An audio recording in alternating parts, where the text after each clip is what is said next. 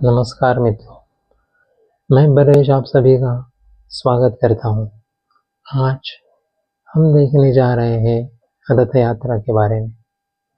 आज के दिन मतलब आषाढ़ शुद्ध द्वितीया के दिन विष्णु जी के जो 4 धाम माने गए हैं उनमें से जो एक धाम है जगन्नाथपुरी का धाम, वहाँ की रथ यात्रा आरंभ होती है। ये रथ यात्रा पूरे भारत में ही नहीं पूरे विश्व में आकर्षण का केंद्र है। ये रथ लोगों के मन में प्रश्न उठता है कि ये रथ यात्रा कैसे मनाई जाती है और क्यों मनाई जाती है। रथ यात्रा के लिए 3 अलग-अलग रथों का निर्माण किया जाता है। नीम की पवित्र लकड़ी से इसका निर्माण होता है।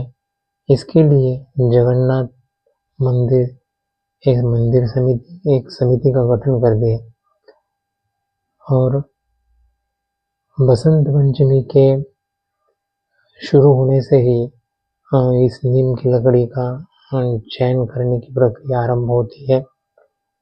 उसके बाद अक्षय तृतीया से इस रथ के निर्माण का कार्य प्रारंभ होता है। विशेषता महत्वपूर्ण बात यह है कि इस रथ निर्मिति में कहीं भी कील, कांटे या किसी भी धातु का इस्तेमाल नहीं किया जाता।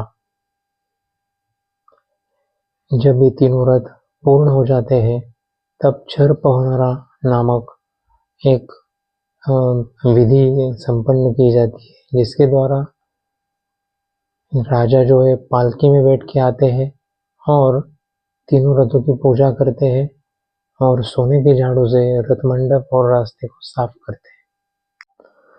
बलराम जी के रथ को तालध्वज कहा जाता है, जो हरे और लाल रंग से बना होता है।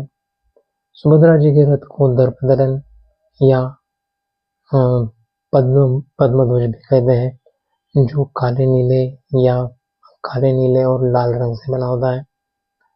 और भगवान जगन्नाथ जी का जो रथ है उसे नंदीघोष या गरुड़ध्वज कहा जाता है, जो लाल और पीले रंग से बना होता है। जगन्नाथ जी के रथ की ऊंचाई 45.6 फीट, बलराम जी के रथ की ऊंचाई 45 फीट और सुभद्रा जी के रथ की ऊंचाई 44.6 फीट होती है। आषाढ़ शुद्ध द्वितीया के दिन शंखध्वनि के साथ सारे भक्तजन रथ को खींचने को आरंभ करते हैं।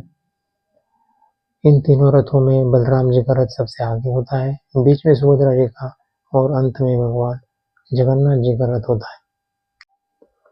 जगन्नाथ मंदिर से शुरू होकर रथ यात्रा पुरी नगर से गुजरते हुए गुंडीचा मंदिर तक पहुंचती है।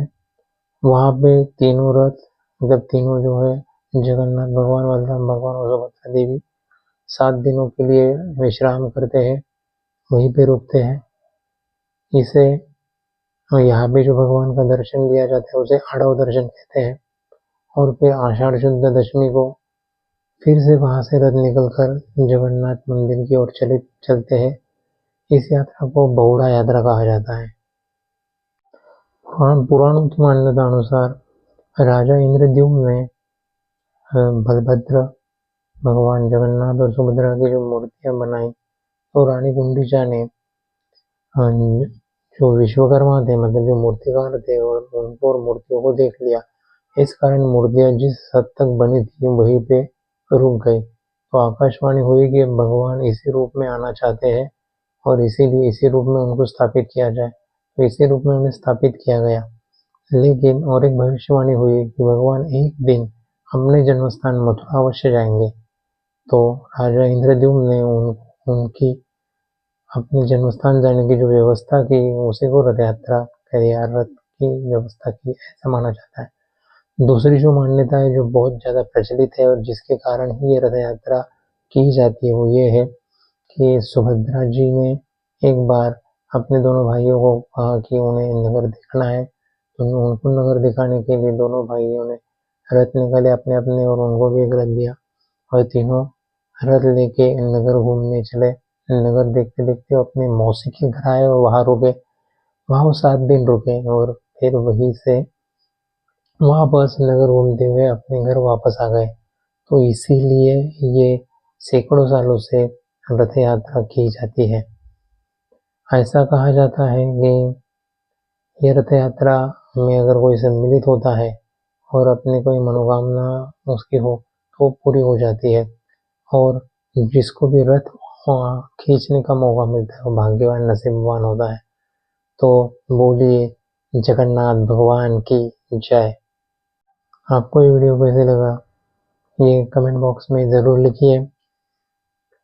ये मतलब रथ यात्रा के बारे में आपको अगर और कुछ जानकारी हो तो कमेंट बॉक्स में ज़रूर लिखिए, जिसके कारण अगली बार रथ यात्रा के बारे में वीडियो बनाते वक्त हमें आसानी होगी।